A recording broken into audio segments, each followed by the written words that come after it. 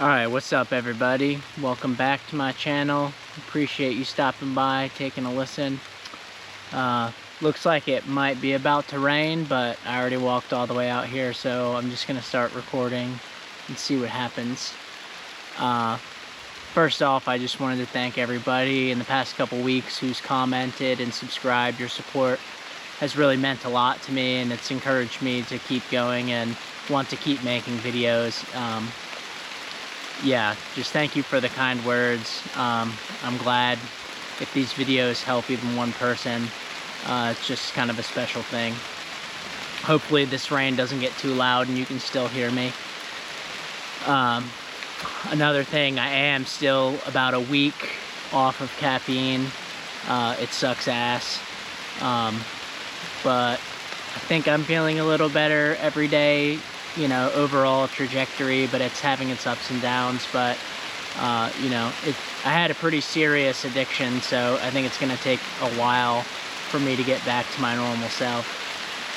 But anyway, I guess today I wanted to talk about my story of my spiritual awakening with MDMA and how all that came to be. Starting to really rain now. Yeah, so the very first time I did MDMA totally changed me forever in a pretty drastic way. First time I did it, it was right before my 21st birthday. I'll never forget, because at the time I was drinking pretty heavily. I was miserable. I was in a relationship with this girl that I should have never been in the first place. I didn't really like her, but she was promiscuous, so I engaged with her. We were working at a restaurant. I was a waiter, she was a hostess, and next thing I knew, it was like 2 years later, and I had been with this girl. I was living in this apartment with a roommate who was also just kind of a piece of shit, just played a lot of video games. We both drank a lot. We were really just being losers. And my life was headed nowhere, and it was really dark, like spiritually dark at that time. And there was even a time where I had a panic attack with a friend and wanted to jump off a building, and thankfully he stopped me. But I'm not gonna get into all that right now. I'm just saying I was about 20 years old, almost 21, and just was pretty hopeless in life and was full of anger. I had dropped out of college. You know, I went to a nice private high school, was kind of told that, oh, you just go to college and do what you're supposed to and life will work out, right? But by the time I was like a junior in high school, I was so cynical about the whole thing. I just hated high school. I hated school. I felt like I was a slave. And then I ended up going to the University of Maryland, and while I was there, all I did was drink. Especially the first semester, I just drank. I mean, 30 beers a night, blackout, wake up somewhere strange. And then by the second semester, I think I was so, like, my nervous system from all that was so fried, like I just became a recluse and would just kind of hide in my dorm. And yeah, then I dropped out, or I failed out really. Got this apartment, started waiting tables, got with this girl that I hated kinda. And life was bleak. It was horrible. It was really, really horrible. And I saw no way out. I didn't know what I was doing or where I was going. I just know I hated everything about my life and the direction it was going.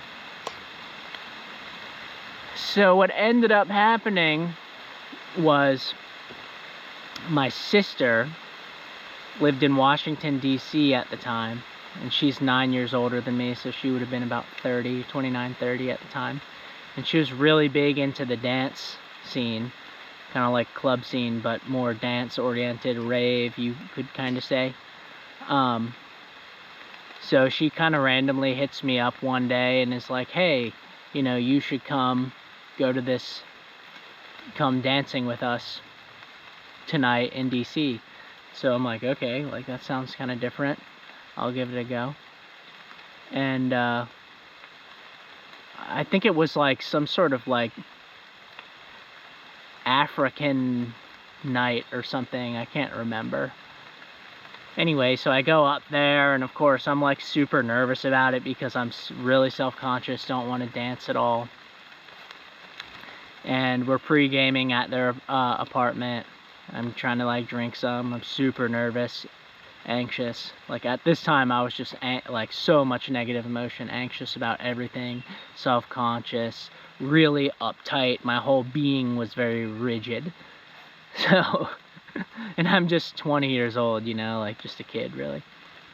So they take a nap, I'm like pre-gaming downstairs, and then eventually it comes time for us to go to this club dance thing. And I just remember we were driving there, and my sister's like, here, take this. And I'm like, what? And she hands me a pressed pill, MDMA ecstasy pill. And I'm like, you know, whatever, fuck it. So I just take the whole thing. Have no idea what I'm getting into that night. Like, don't know anything about it. A little detour, like at this point, I think I had done acid, LSD, a few times and had some pretty intense experiences on that. But it was very, like, acid is just very, like, mental, visual. So while those acid experiences did have an impact on me and were profound, like, I don't really feel like they fundamentally changed me as a human being, or really like healed me, I guess you could say, in any significant way. But I'm just saying that because I had some like psychedelic experiences, so I wasn't completely new to that realm of things. So I take the pill, we drive to the place, and I just remember it was like, I can't remember, some like African dance night, and it was at this warehouse. I actually think it was in Baltimore. And there was like all these different rooms in this warehouse, different sets going on. And I just remember there was like these big black chicks everywhere just getting down to like kind of techno and house music type of vibes. And I'm like some preppy kid. And I remember just being like stiff as a board, frozen. And so scared of being seen, could not relax at all. And so, like, and I had taken this pill like 30 minutes ago, so I didn't feel anything from it at all. And so, next thing I know, my sister is like, come on, let's go outside and smoke a cigarette, you know, and like all meet up with her boyfriend, now husband.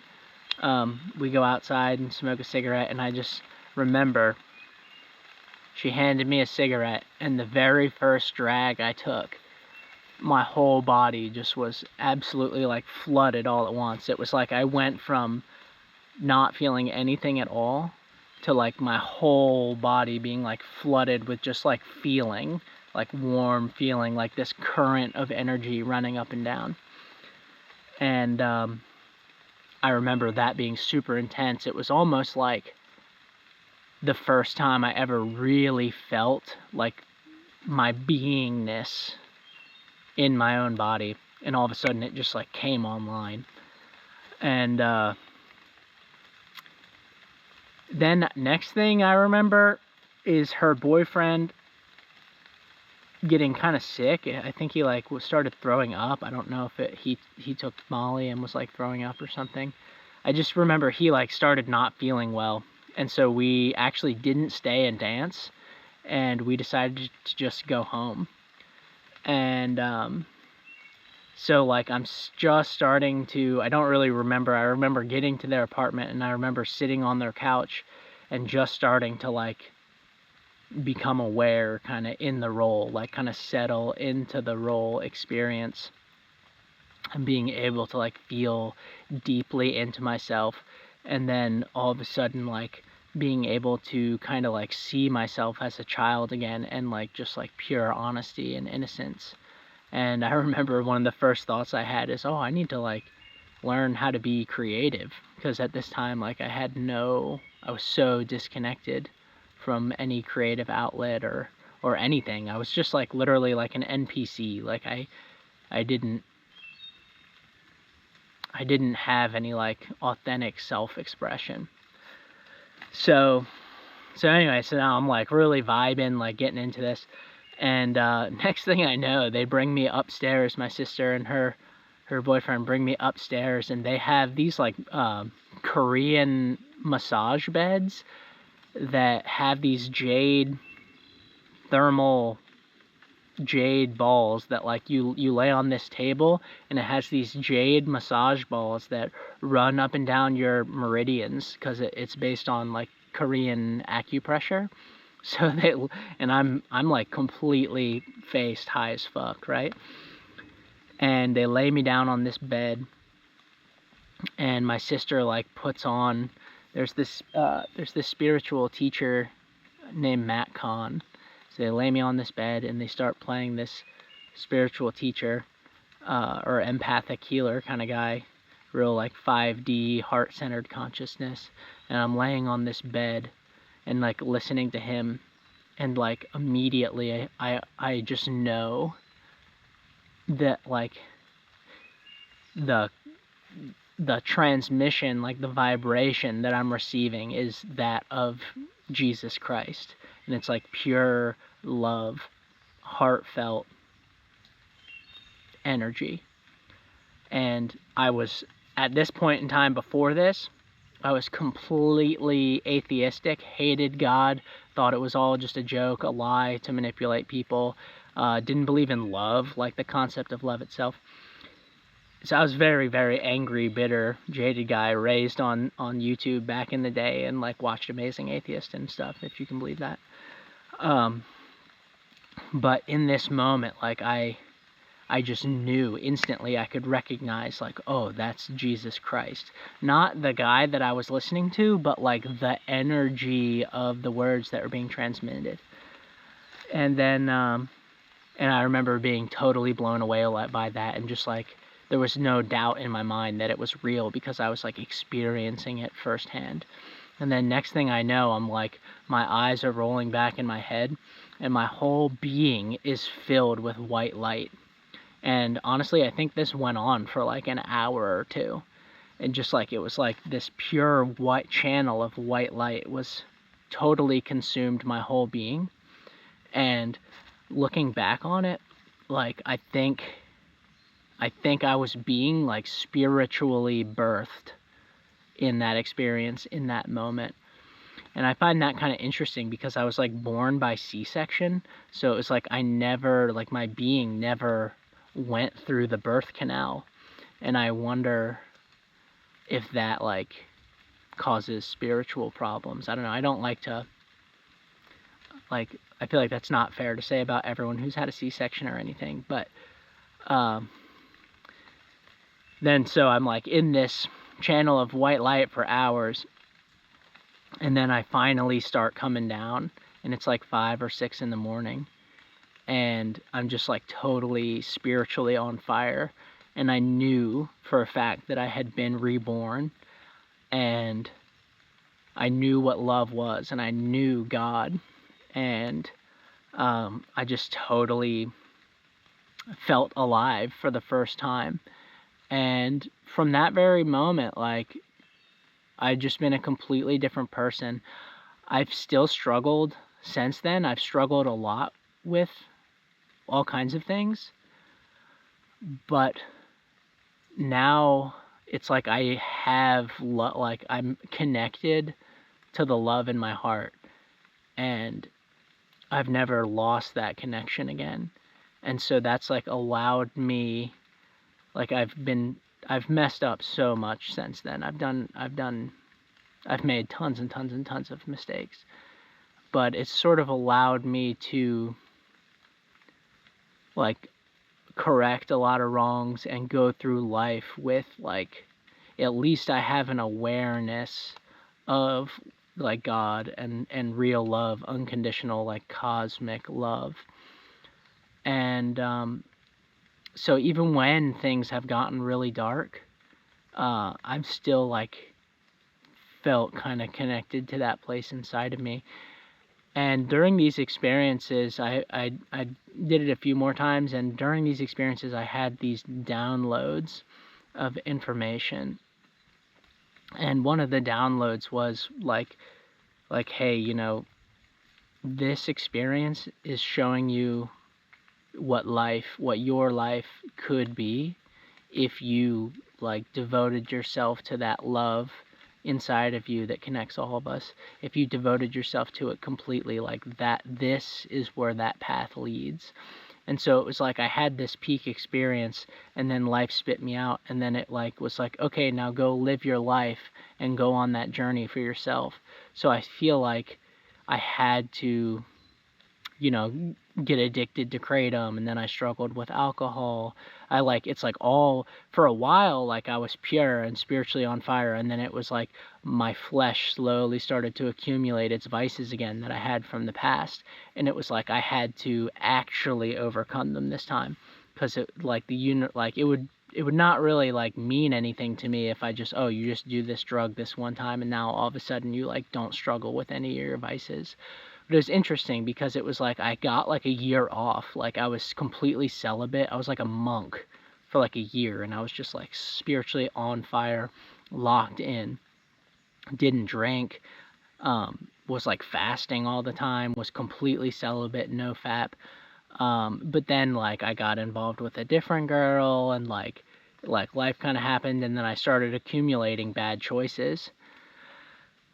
Yeah, and I knew it was wrong, but I was, like, struggling with my flesh. And it was interesting because I really wanted, like, an easy way out. So I thought, like, oh, I'll just, like, try MDMA again, or like ketamine. Like, I'll do this other drug to try to, like, get rid of the bad things inside of me for me.